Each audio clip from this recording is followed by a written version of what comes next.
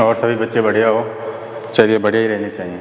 ठीक है, चलिए देखिए, अपने पास जो यूनिट फर्स्ट थी वो लगभग फिनिश हो चुकी थी। देखिए, अब अपने पास यूनिट थर्ड है। क्या है? यूनिट थर्ड के बारे में अपन डिस्कस करेंगे कि माध्यम मुक्त पथ क्या होता है। क्या माध्यम मुक्त पथ क्या होता है? देखिए, माध्यम मुक्त पथ में एक ब्राउनी गति होती है। आपने सुना होगा कि ब्राउनी गति क्या होती है। देखिए, ब्राउनी गति वो होती है कि जब भी कोई किसी भी बंद पात्र में किसी भी बंद पात्र में जब गैस के अणु आपस में क्या करते हैं, टक्कर करते हैं, तो उनसे जो चली गई जो भी अपने पास गति है, क्या है? गति है, तो वो कौन सी गति करेगी?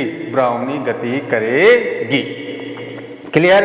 तो मैंने क्या बताया है कि जब भी किसी भी कोई बंद पात्र में गैस के अणु क्या करते हैं, आपस में टकराते हैं, तो वो क्या हो जाते हैं? गतिशील हो जाते हैं। तो ऐसी गतिशील जो गति होती है वो कौन सी गति होती है? ब्राउनी गति होती है। क्लियर सभी को? और जो अपने पास जो अणुओं द्वारा जब टक्कर होती है, अणुओं में जब दो अणुओं में टक्कर होती है, तो उससे चली गई क्या दूरी, क्या चली गई जो दूरी होती है वो क्या कहलाती है? मुक्त पथ कहलाती है। तथा जो चली गई दूरी का क्या होता है? औसत। क्या है? औसत। तो वो क्या कहलाता है? माध्यम मुक्त पथ कहलाता है। क्लियर है? चलिए लिखिए, इसमें पहला टॉपिक डालिए, माध्यम मुक्त पथ। माध्य मुक्त पथ। माध्य मुक्त पथ। लिखिए, किसी भी बंद पात्र में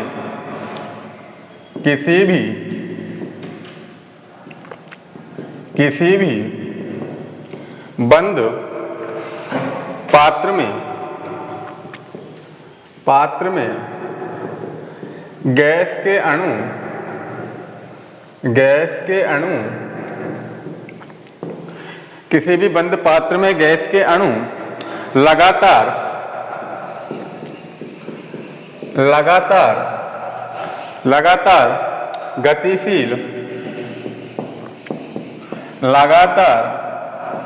गतिशील अवस्था में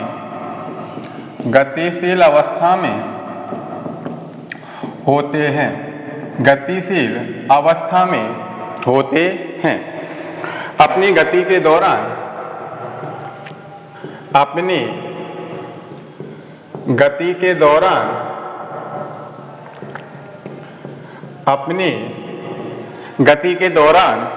ये अणु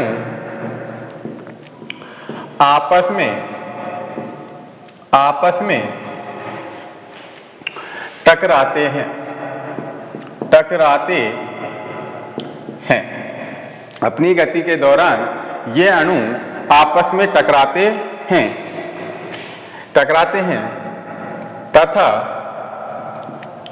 तथा टकराते हुए गति करते हैं। परिणामतः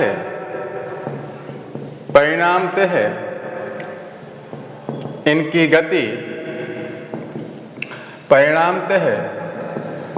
गति ब्राउनी गति होती है। ब्राउनी गति होती है।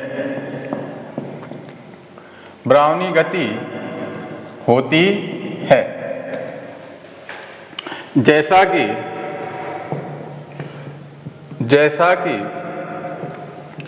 निम्न चित्र द्वारा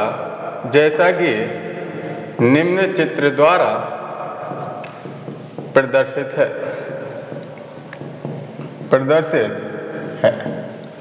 ये फिगर बना लेना।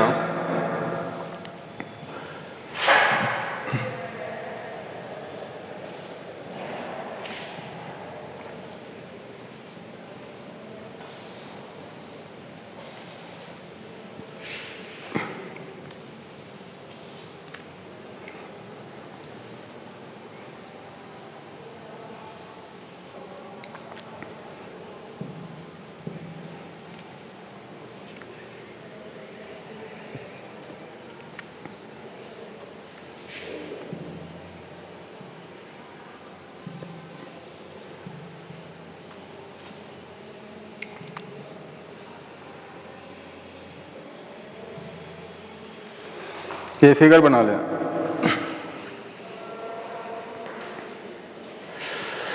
क्या बताया था मैंने माध्य मुक्त पथ कि कोई भी किसी भी कोई बंद पात्र है, क्या है, किसी भी कोई बंद पात्र है, उसमें गैस के अणु क्या करते हैं, आपस में टकराते हैं तथा टकराते हुए वो क्या करते हैं, गति करते हैं। वो कौन सी अवस्था में होता है, गतिशील अवस्था में। और जब गति करेंगे तो वो कौन सी गति करेगा, ब्राउनी गति करेगा। ब्राउनी गति का मतलब क्या है कि इधर से इधर, इधर से इधर, इधर से इधर, इधर से उधर।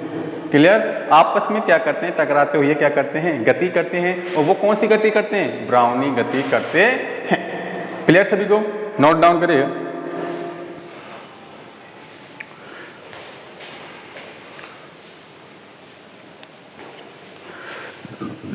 नीचे लिखिए, किसी अणु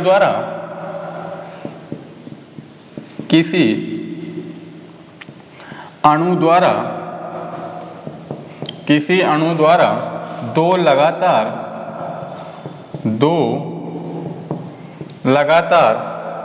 टक्करों के मध्य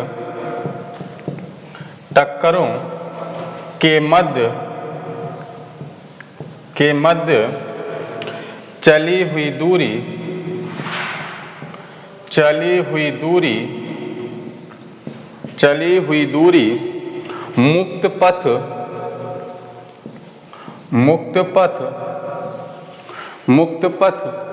कहलाती है। मुक्त पथ कहलाती है। और एक निश्चित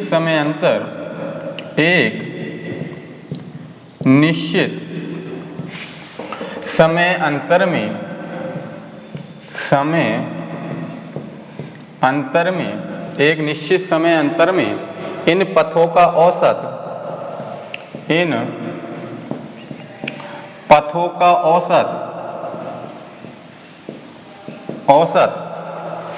माध्य मुक्त पथ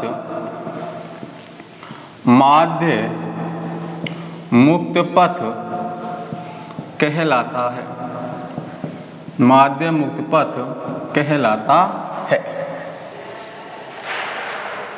माध्य मुक्त पथ कहलाता है, जिसे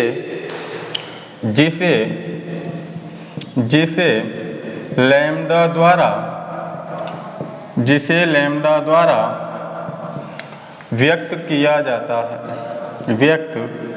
जाता है। क्या है कि जब भी कोई का अणु है, जो दो लगातार टक्कर के मध्य जो अपने पास चली गई जो दूरी है, वो उसका क्या कहलाता है, मुक्त पथ।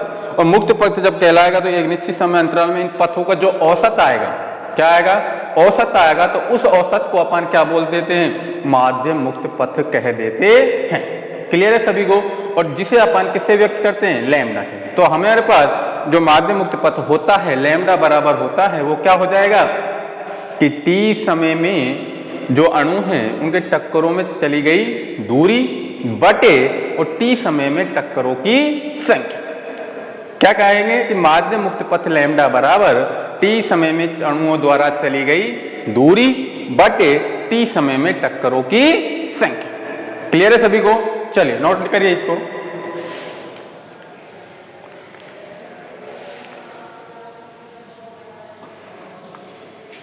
नोट डाउन कर लीजिए जल्दी। तो नीचे लिख देना कि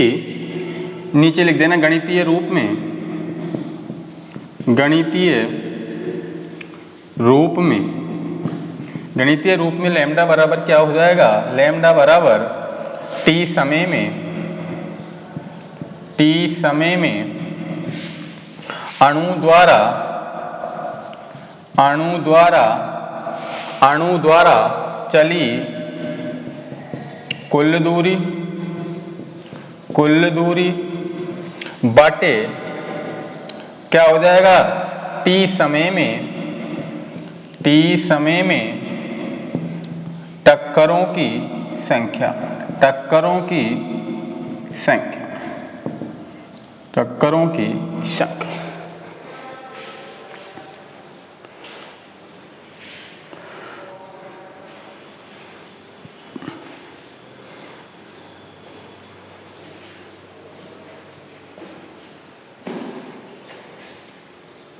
करिए नोट डाउन जल्दी।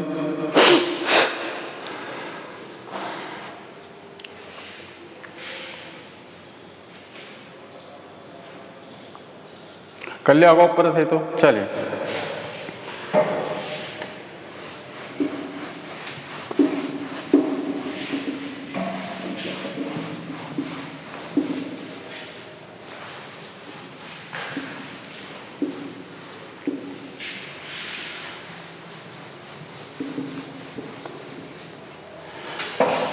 तो नीचे लिखिए, यदि अणु का औसत वेग, यदि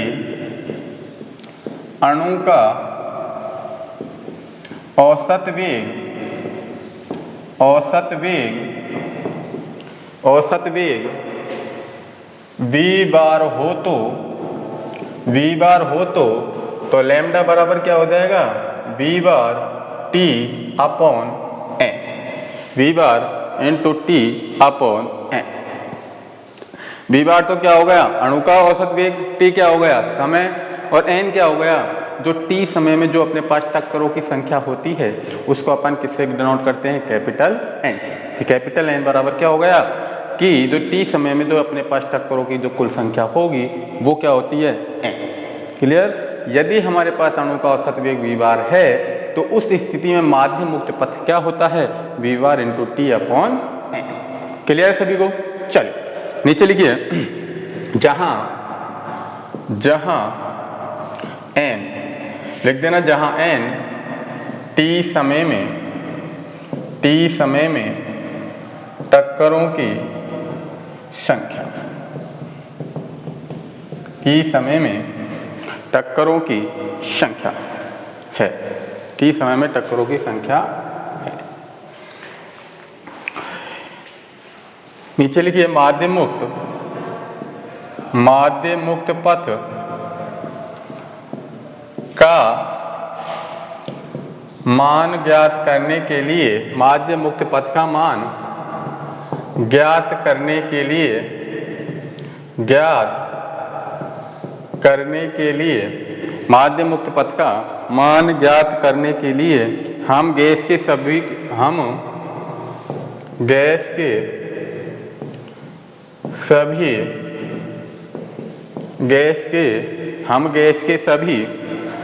अणुओं को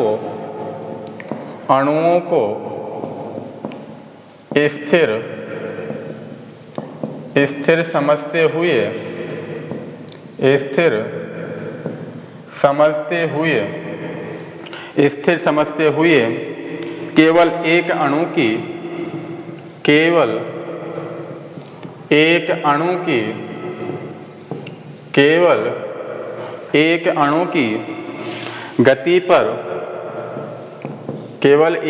की गति पर विचार करते हैं। नीचे लिख दीजिए, यदि, पैराग्राफ चेंज करके, यदि अणु का व्यास 2D है, यदि अणु का व्यास 2D है या 2D हो तो गति की अवस्था में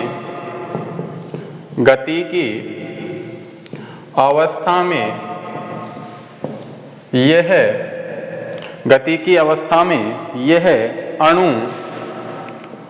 अणु उन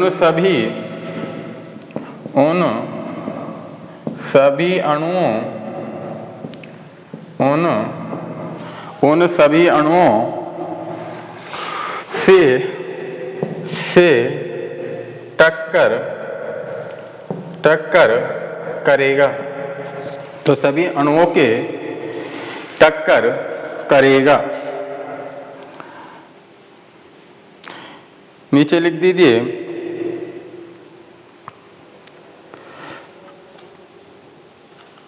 नीचे लिखिए कि उन सभी अणुओं से टक्कर करेगा जिनके केंद्र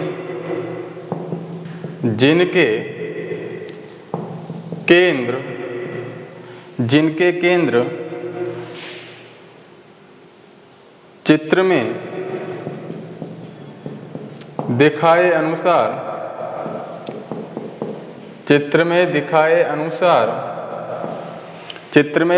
अनुसार डी त्रिज्या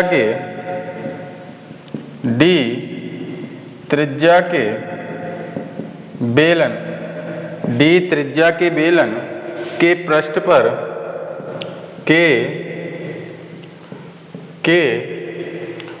पर या उसके अंदर स्थित होंगे। देखिए, जब भी अपन कोई माध्य मुक्त पथ का जब अपन मान ज्ञात करते हैं, क्या करते हैं, जब माध्य मुक्त पथ का जब अपन मान ज्ञात करते हैं तो उसके लिए अपन एक बेलनाकार क्या लेते हैं, एक बेलन लेते हैं, और बेलन में जो अपने पास जो त्रिज्या होती है उसको क्या मान लेते हैं, डी। और जो त्रिज्या है वो व्यास क्या होता है, त्रिज्या का दुगुना, तो इसलिए उसका व्यास अपन ने क्या ले लिया, 2d, और त्रिज्या क्या है, d। क्लियर है सभी को। या वो जो अपने पास d त्रिज्या का जो बेलन होगा, या क्या कहा है मैंने, जब भी कोई अपने पास अणु टक्कर करेगा तो वो केंद्र में जो अपने पास बेलनाकार जो चित्र होगा, या तो वो पृष्ठ पर स्थित होगा, क्या, जब कोई अणु टक्कर करते हैं तो उनका केंद्र या तो पृष्ठ के ऊपर होगा या अंदर स्थित होगा। क्लियर है सभी को। चलिए ये नीचे का मिटा दूं, चलिए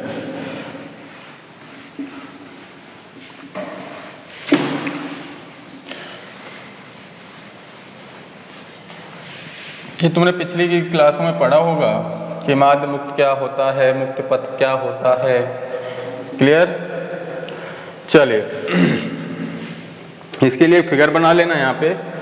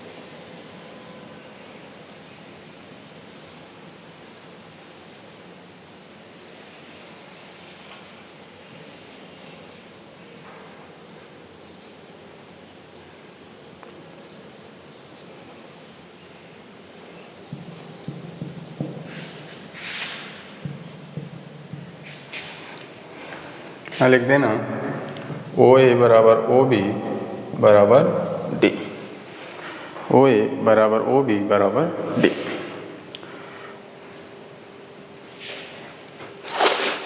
OA बराबर OB बराबर D, ये लिख देना यहाँ पे कि जो अपन ने त्रिज्या मानी है वो कितनी मानी है अपन ने, D, और इनका दोनों का व्यास कितना हो गया, 2d। और जो अपने पास जब हम क्या मानते हैं कि किसी भी अणु का औसत वेग क्या मानते हैं, v बार, तो उस स्थिति में उसका जो औसत वेग होता है वो कितना होता है, v बार t अपॉन कैपिटल N। तो इनमें दोनों में जब अपन मान लेंगे तो कितना हो जाएगा, v बार इंटू टी और v बार इंटू टी। क्लियर। इनका जो मुख्य केंद्र बिंदु है वो क्या है, O डैश। क्लियर सभी को। चलिए नोट करिए जल्दी, नोट डाउन करिए, कर लिया होगा। चलिए ऊपर का मिटा रहा हूं मैं।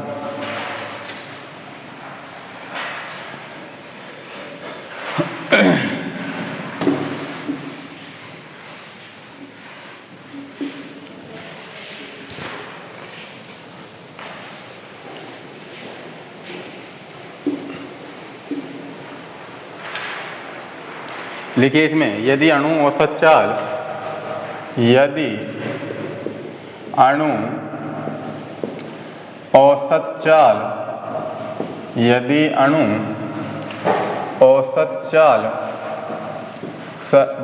v बार, यदि अणु औसत चाल v बार से t समय तक गति करता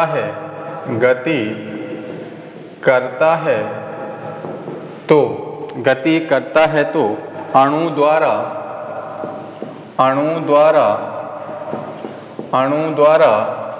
t समय में टक्करों की संख्या,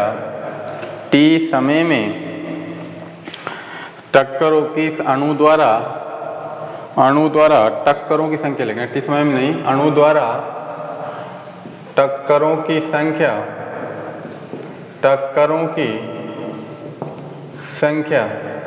कितनी हो गई थी अपने पास? टक्करों की संख्या कितनी त्रिज्या मानी थी? d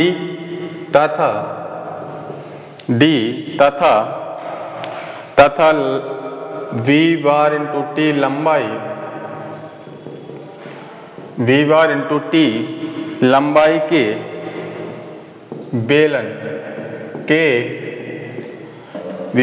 लंबाई के बेलन में उपस्थित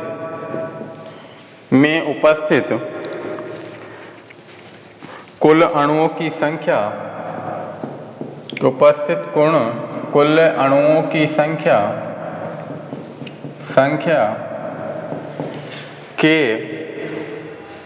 के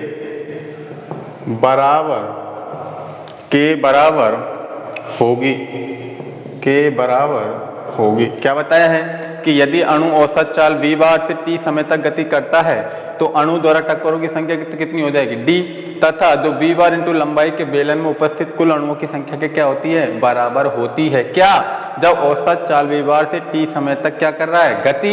गति करता है, तो जो अणु द्वारा जो टक्करों की जो संख्या होगी वो किसके बराबर होती है? v बार t लंबाई के बेलन में उपस्थित कुल अणुओं की संख्या क्या होती है?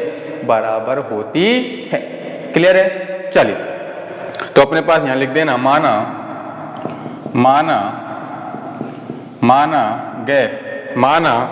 गैस के एकांक आयतन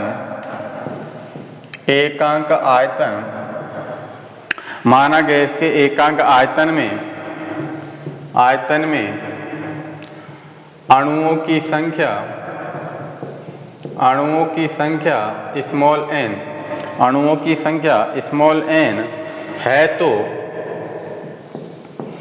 स्मॉल n है तो टक्करों की संख्या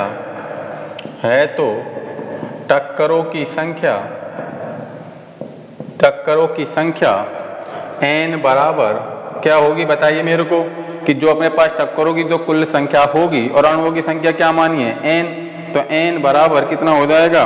n into pi d square v बार इंटू टी। n बराबर small n pi d square v बार इंटू टी। क्यों? क्योंकि जो गैस का एकांक आयतन है उसमें अणुओं की संख्या क्या मानी है? n, तो जो टक्कर की जो कुल संख्या होगी वो कितनी होगी? n बराबर n into pi d square into v बार इंटू टी। क्योंकि कितने लंबाई में चला है वो? कितनी लंबाई में? v बार इंटू टी में। और जो एकांक आयतन लेंगे तो कितना हो जाएगा? पाई डी स्क्वायर। क्लियर सभी को?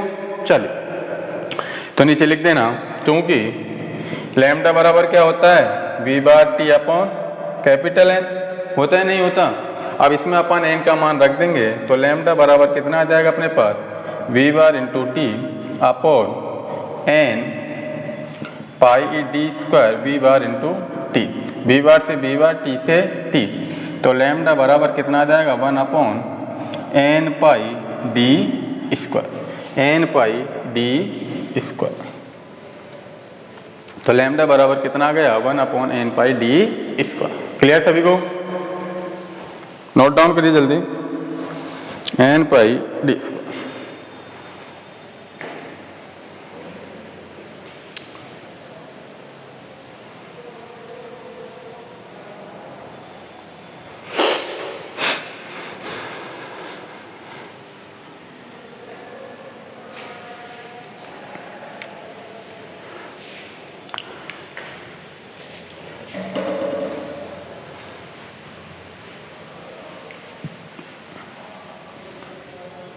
तो नीचे लिख देना, उपरोक्त सूत्र द्वारा उपरोक्त सूत्र को उपरोक्त सूत्र को व्युत्पन्न करते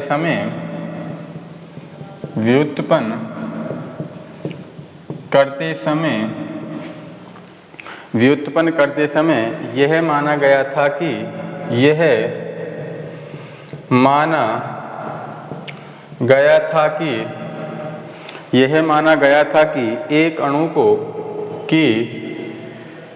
एक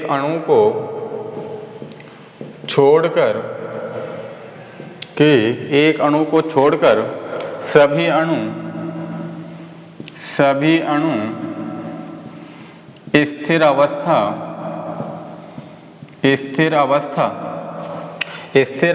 में रहते हैं जबकि ऐसा नहीं होता अतः माध्य मुक्त पथ का संशोधित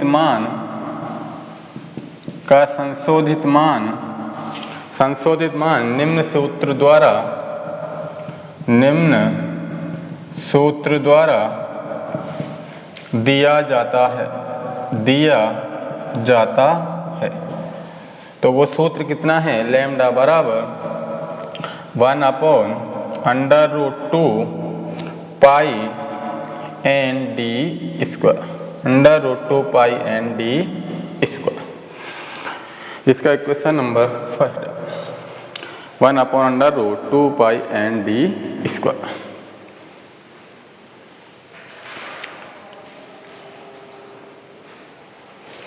क्लियर है? यहाँ तक आप पढ़ लेना, इसको एक बार अपने हाथों से निकाल लेना। देखिए मैंने क्या बताया है कि जो अपने पास जो टक्करों की संख्या n बराबर क्या हो गई, n pi d square v bar into किस में? एकांक आयतन में। और चूंकि हम जानते हैं कि जब अपन किसी भी गैस का जब भी अपन को औसत वेग लेते हैं वो क्या मानते हैं? वी बार। तो उस स्थिति में जो माध्य मुक्त पथ होता है तो लैम्डा बराबर कितना हो जाएगा? V bar into T upon n. और हम जानते हैं कि n बराबर क्या होता है? n pi d square v bar into t. तो अपने पास जब मैंने इसका मान इसमें रखा है तो वी बार से वी बार, टी से टी, तो लैम्डा बराबर क्या होता है? 1/n पाई डी स्क्वायर। देखिए जब अपन इस सूत्र को जब उसने पहले व्युत्पन्न करते समय एक अणु को तो क्या रखा था उसने? एक अणु को छोड़कर सभी अणु को क्या माना था? स्थिर अवस्था में। लेकिन जो अपने पास माध्य मुक्त पथ होता है उसमें ऐसा नहीं होता है कि किसी भी एक अणु को अपन क्या रख लेते हैं? एक अणु को क्या कर लेते हैं? छोड़कर, और सभी अणु को क्या कर लेते हैं? स्थिर अवस्था में। ऐसा कभी नहीं होता है। तो उस स्थिति में जो अपने पास माध्य मुक्त पथ का जो सूत्र निकल के आया था तो वो कितना आया था? लैम्डा बराबर 1/√2 पाई एन डी स्क्वायर। क्लियर है सभी को? कि कभी कोई पूछता है कि अपने माध्य मुक्त पथ क्या होता है जब टक्करों की संख्या कुल कितनी हो? n। तो उस स्थिति में जो लैम्डा बराबर क्या होता है? 1/√2 पाई एन डी स्क्वायर। क्लियर सभी को? अब अपन अगली वीडियो में क्या करेंगे? जो लैम्डा गैस है, क्या है? जो लैम्डा गैस के अणु है उस पर जो घनत्व पर निर्भरता होती है, लैम्डा गैस की घनत्व पर निर्भरता कि वो क्या होती है, उसके लिए भी अपन क्या निकालेंगे? डेरिवेशन सिद्ध करेंगे। क्लियर है सभी को यहाँ तक? चलिए एक बार अपने हाथों से इसको निकाल लेना और एक बार पढ़ लेना। क्लियर है सभी को? ये यूनिट 3 चालू हो चुकी है और यूनिट 1 तुम्हारी फिनिश हो गई है। क्लियर है सभी को? चल